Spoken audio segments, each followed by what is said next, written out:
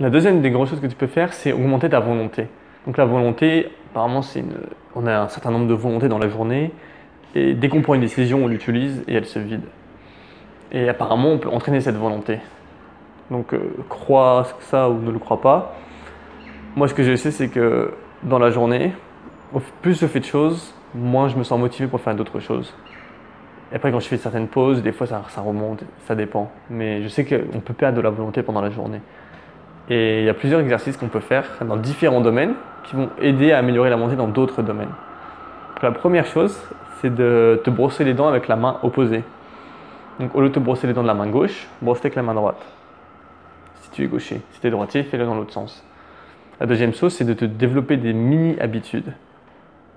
Par exemple, essaye de lire tous les jours une page d'un livre. Essaye d'écrire tous les jours pendant 5 minutes.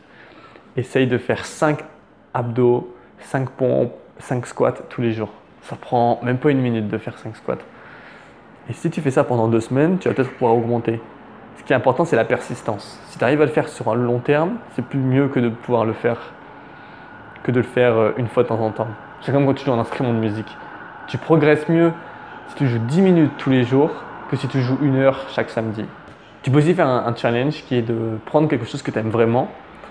Et donc c'est de la nourriture, un biscuit, un Kinder Bueno, ou vraiment ce que tu veux. Et tu le gardes avec toi sur ta table, dans ta poche pendant 1 mois et tu ne le manges pas. Tu te forces à pas le manger et à le regarder. Ça va aussi entraîner ta volonté. Et la troisième chose que tu peux faire, c'est organiser ta vie. Donc tu prends tous les post-it dans lesquels tu as déjà écrit, tous les papiers qui traînent sur ton bureau, tous les papiers qui traînent dans ta chambre. Tu les réunis et tu les tries dans différentes catégories. Donc le premièrement, si tu le vois, tu peux l'éliminer à la poubelle parce que tu peux rien en faire, ça sert à rien.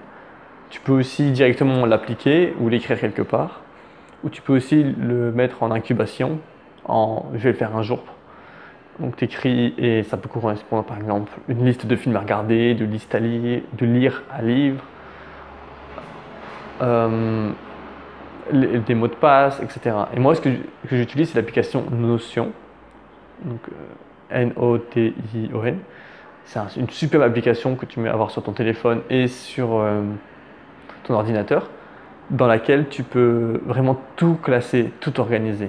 C'est vraiment génial. Donc si tu as du temps pendant ce confinement, prends une après-midi pour apprendre à utiliser Notion. Tu vas voir, cette application, elle va changer ta vie. Elle te permet d'être vraiment organisé. C'est la meilleure application pour prise de notes. En même temps, elle fait des to-do list. En même temps, elle fait calendrier. Elle fait tout.